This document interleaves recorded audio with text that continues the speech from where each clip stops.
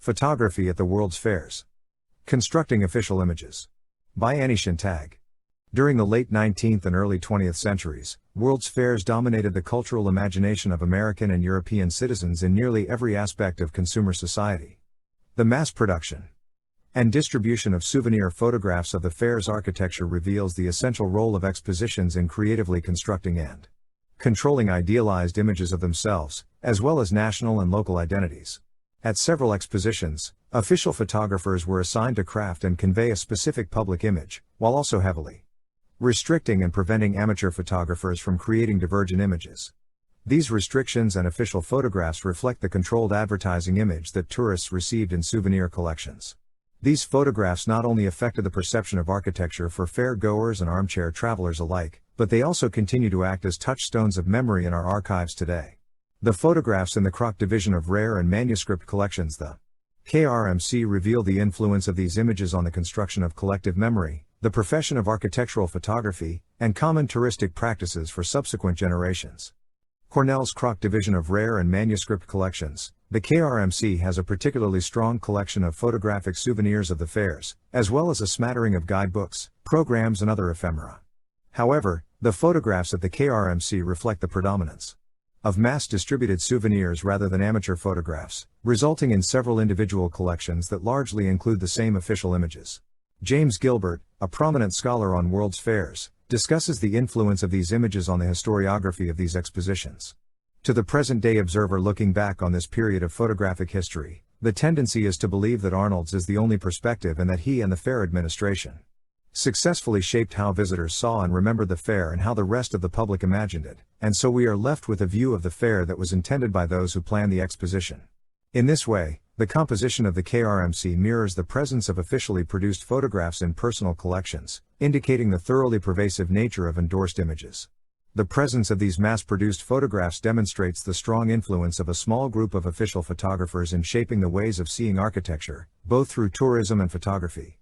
Therefore, the photographs in the KRMC provide an excellent opportunity for examining these images not as literal reproductions of the fairs, but as evidence of the subjective methods of control used by fair administrators and their official photographers in shaping the public perception of the expositions and touristic ways of seeing, both during and after the fairs.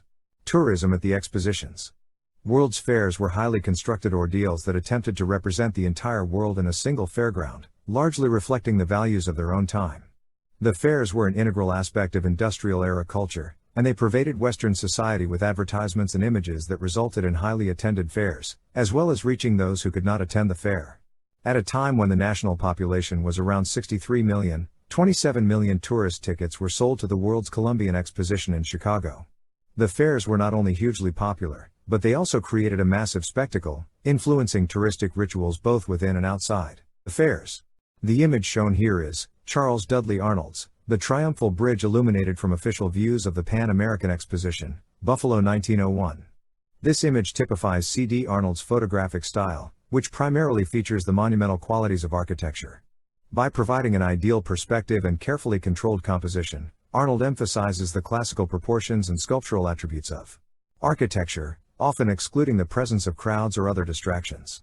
This photograph depicts the bridge at night, not only celebrating the technological advancements of electricity at the fair, but also demonstrating Arnold's technical prowess in capturing a picturesque night image. Nighttime viewings of architecture became increasingly popular touristic experiences during and after the fairs, due in part to the impact of Arnold's photographs on the cultural imagination during the industrial era. From the Croc division of rare and manuscript collections, Cornell University Library. Although the fairs had a lasting influence on Western culture and touristic practices, the actual expositions were temporary affairs, usually lasting no longer than 6 months.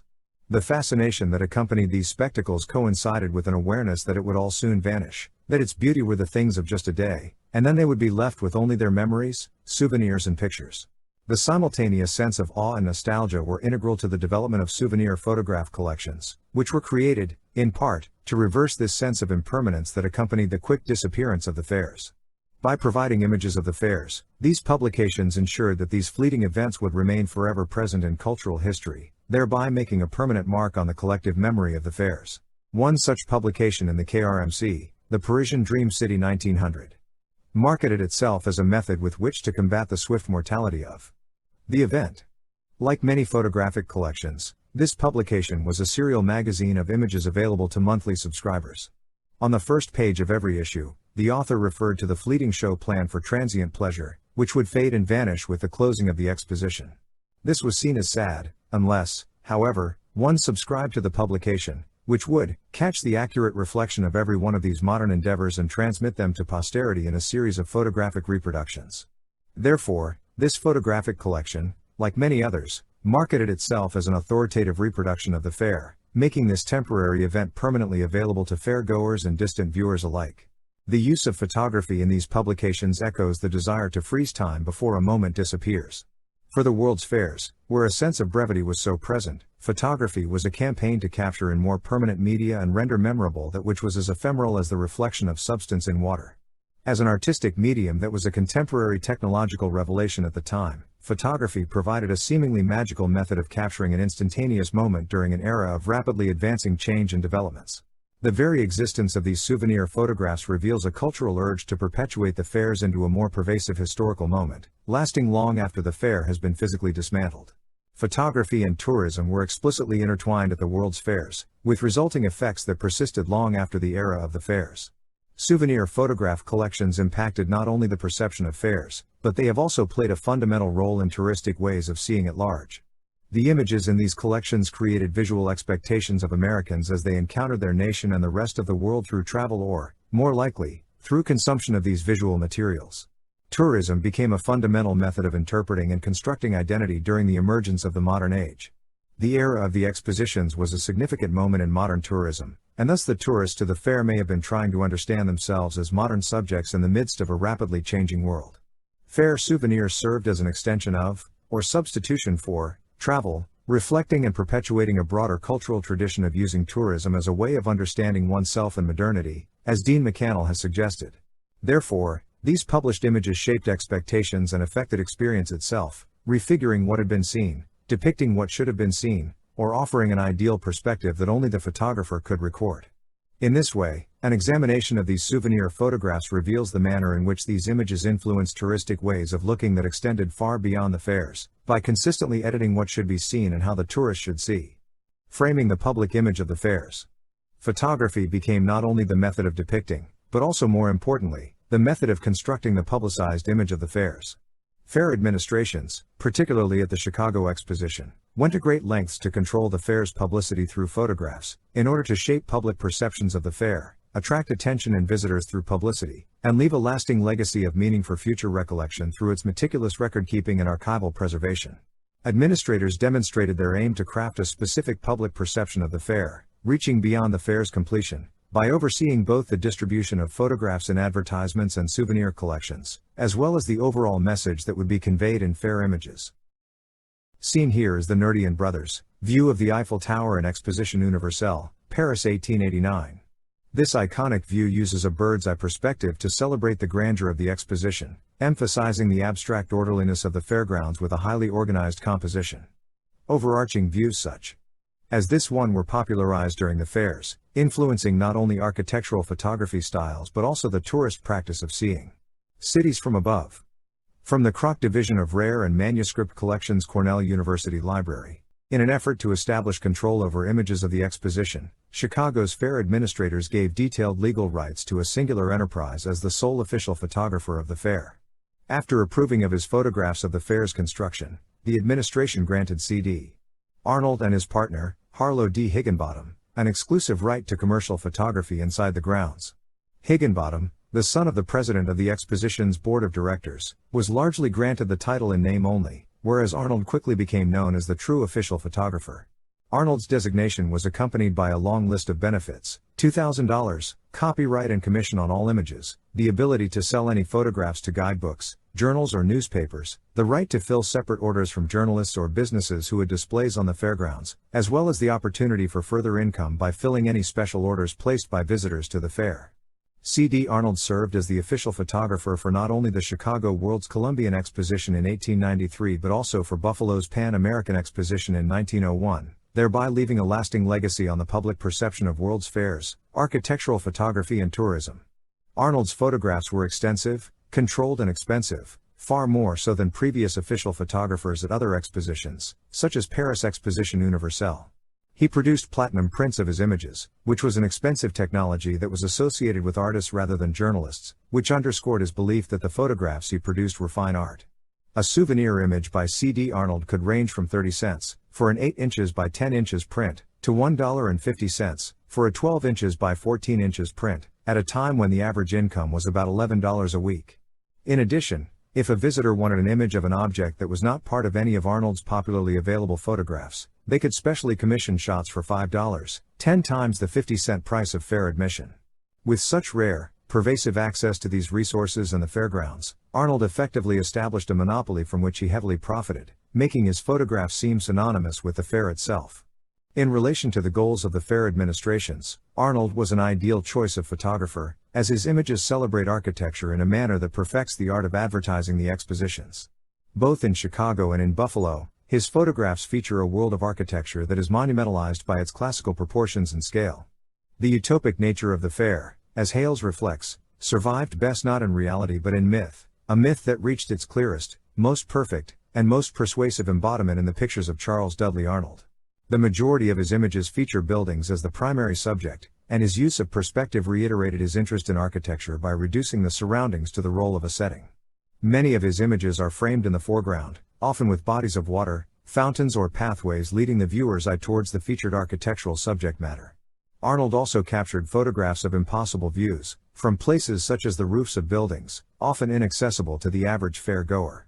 With these idealized perspectives, Arnold photographically imagined the architecture of the fairs as pure objects that existed outside the chaos of human spectacle of the exposition's reality, thus depicting the fair in an impossible perfect form.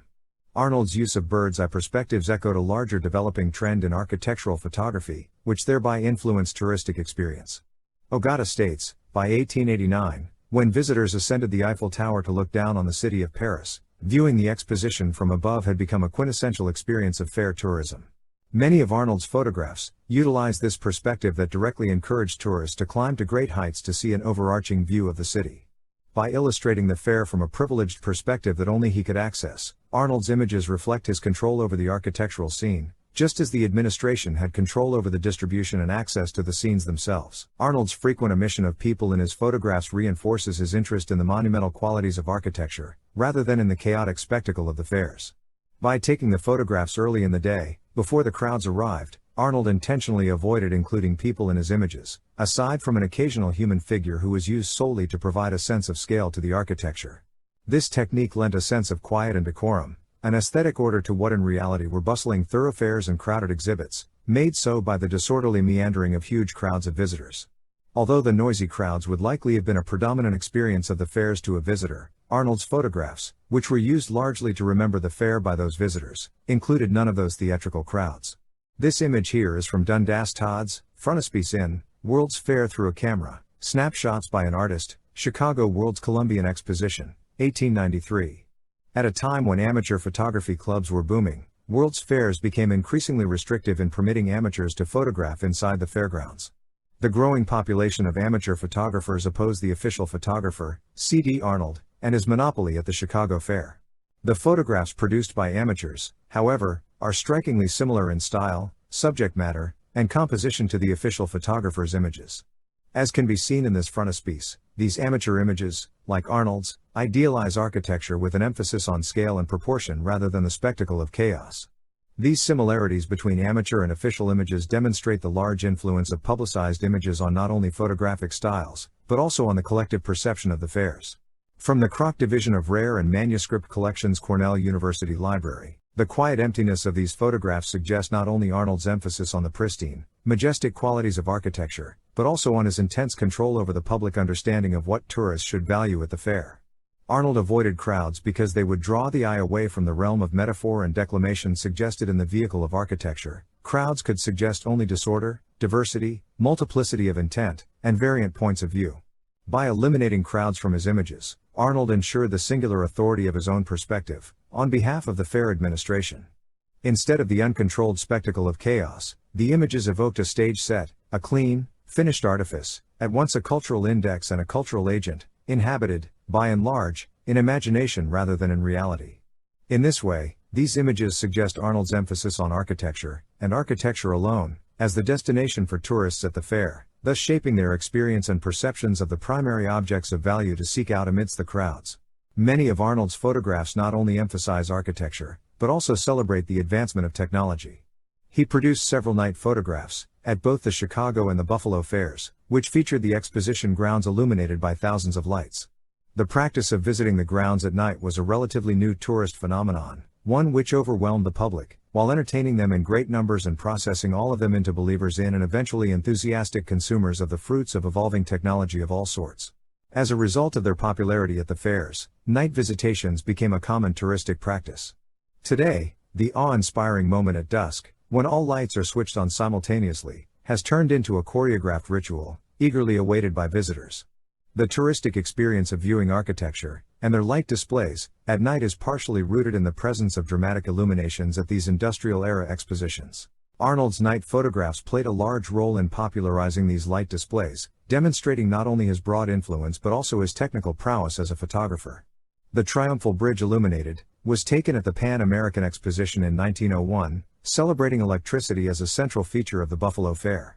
The exposition grounds were lit from electricity generated and transmitted from a record-breaking distance of 25 miles away at Niagara Falls, thereby attracting millions of visitors who came to marvel at these technological advancements. By capturing this nighttime view, Arnold not only featured the supremacy of American technological developments, but also demonstrated his own confidence and technical ability as a photographer. Taking photographs at night was an incredibly difficult task at the time, one that required excellent skill and expensive equipment. In this image, Arnold not only captures the correct exposure, but also manages to feature the most picturesque aspects of the scene, using water to blur the line between reality and fantasy by presenting the reflection of the lights. In this way, Arnold not only encouraged the tourist experience of night viewing, but also emphasized the improvements of both electrical and photographic technology. The amateur's eye. CD Arnold's monopolistic control over the exclusive ability to photograph extensively at the fairs, and thus his sole influence on the perception of the fairs, raised significant opposition from amateur photographers.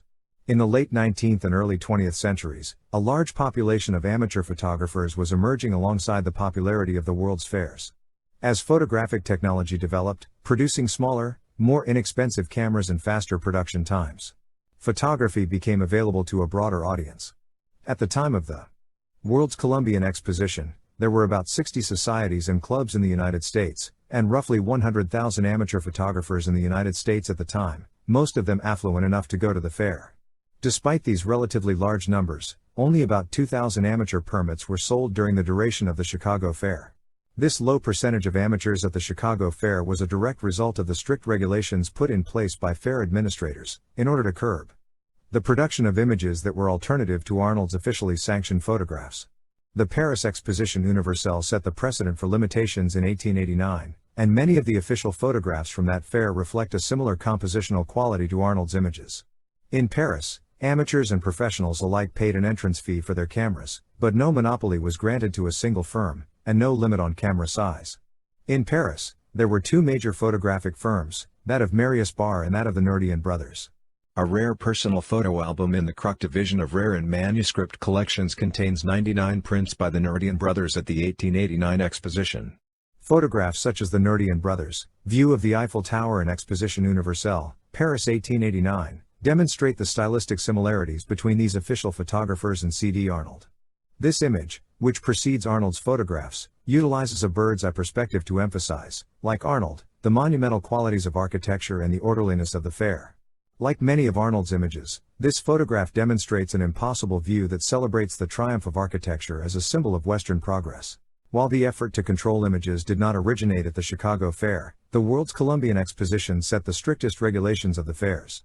They effectively reduced the existence of unofficial photographs by placing hefty fees on amateur photographers, as well as limiting the size of both their cameras and their photographs. A fee of $2 a day, 4 times the cost of admission, was required in order to bring a small handheld camera into the fairgrounds, with an additional $1 cost for permission to photograph the street in Cairo on the Midway. Accompanying this cost, visitors were required to sign a release form stating they would not use any images for commercial or public use. If a visitor did not have a camera, small, tourist-oriented Kodak cameras were available to rent for $2 a day, but no tripods were allowed, and the images produced could be no larger than 4 inches by 5. Producing any images in this condition would have been immensely difficult, as there were no darkroom facilities available on the grounds. However, some nearby hotels aimed at subverting this policy and attracting amateurs, such as the South Shore Hotel, by providing makeshift darkrooms for their guests. These regulations were designed to prevent high-quality images from being produced and circulated, which had the potential, as alternative perspectives, to subvert the administration's message in Arnold's carefully controlled photographs. The nature of these restrictions were aimed, not so much at the causal tourist but at the amateur photographer whose equipment might well demand a tripod to steady a large camera with slow film. The lack of darkrooms and proper equipment prevented amateurs from taking quality photographs, but would not have largely concerned the average tourist who wanted to take an informal snapshot. Today, however, few of these purely touristic photographs exist, and the image of the World's Fairs remain largely as it was put forth by the administration through official photographs. In response to these regulations, amateur photographers responded with a battle against the administration, largely through Publications Central. To the amateur community. American Amateur Photography, a magazine led by Alfred Stieglitz at the time, repeatedly sent letters of protest demanding a change in the rules, effectively arousing its own miniature storm of pupils and progressivist protest. In the end, the administration did not budge much, although the protests did result in the hiring of a well-known landscape photographer, William Henry Jackson, to produce 111 inches by 14 inches images of fair as it closed. Jackson's photographs, however, did not comply with the administration's Arnold-esque image, and the poignant photos of construction workers and debris that he created were never produced, at least not without significant editorial alterations.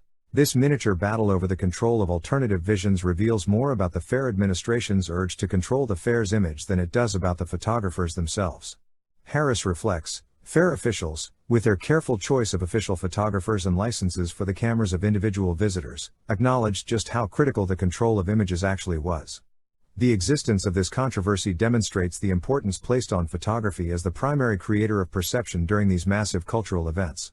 The administrative desire to control the public image indicates that World's Fairs can be seen as spectacles of contestation in which opposing groups and interests battle to control the production, representation and consumption of spectacular imagery and symbols. In this way, exposition photographs can be utilized from a historiographical perspective, as they reveal the concepts and agendas that contribute to the creative construction and production of public notions of tourism, photography and architecture that persist into this day. Despite these contested regulations, most amateur photographs of the fair do not significantly differ from Arnold's, thus revealing the profound impact of his images on the photographic tradition. Stylistically, many amateur images use compositional techniques that are similar to Arnold's dictum. The World's Fair Through a Camera, Snapshots by an Artist, is a rare souvenir collection in the KRMC, featuring amateur photographs taken by F. Dundas Todd at the Chicago Exposition.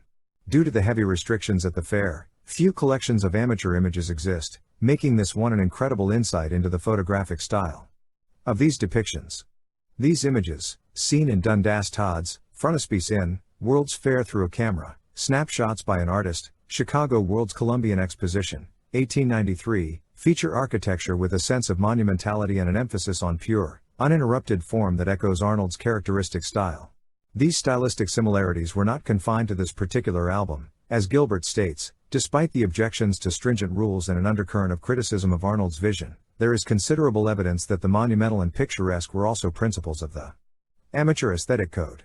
Therefore, although the amateurs attempted to combat Arnold's monopolistic control, they were largely unable to escape the pervasive impact of his aesthetic style on their own ways of seeing. The Souvenir, a miniature trip through the fair. Photographs shaped both the touristic expectations and experiences of the fair, often influencing the touristic perception of architecture. Even before the fair opened, the images in these advertising publications created expectations of a visual spectacle. It was difficult, if not impossible, to avoid encountering an image of the fair before visiting. Having seen images of these sites prior to their presence at the fairground, tourists approached buildings and settings had to some extent already become familiar.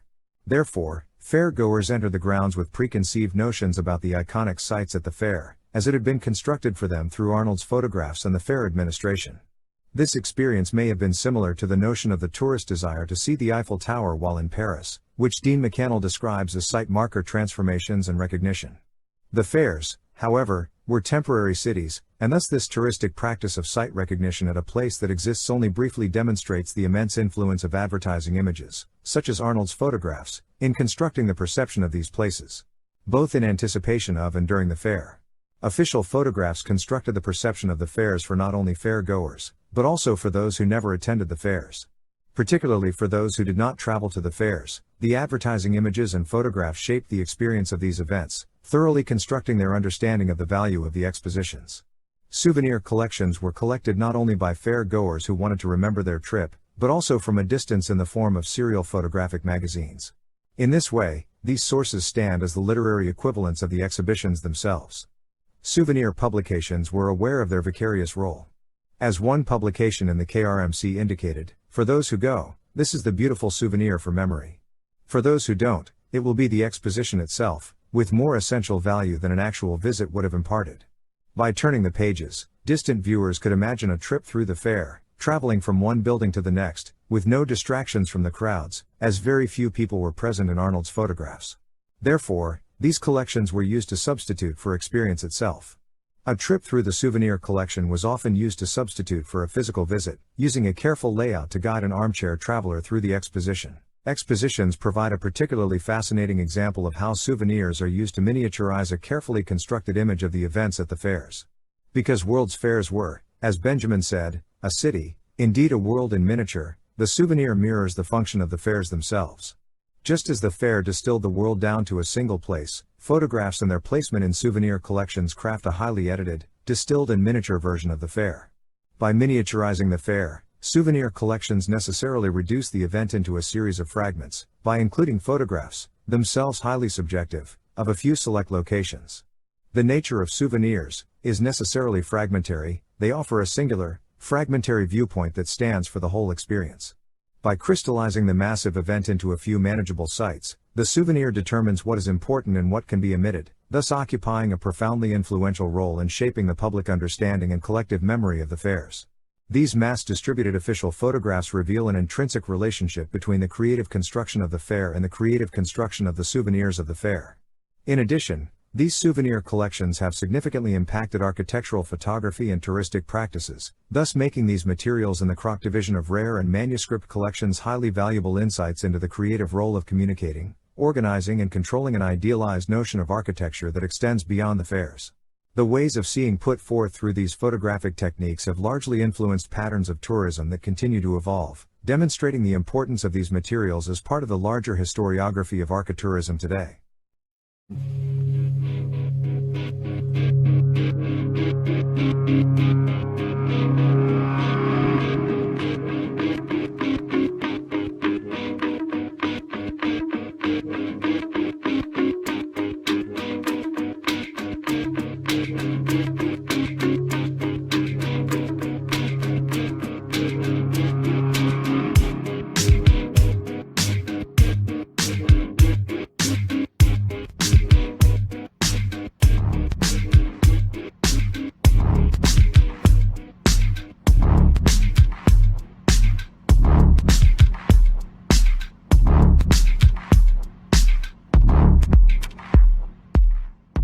Say woof again! Say woof again! I've got one that can see.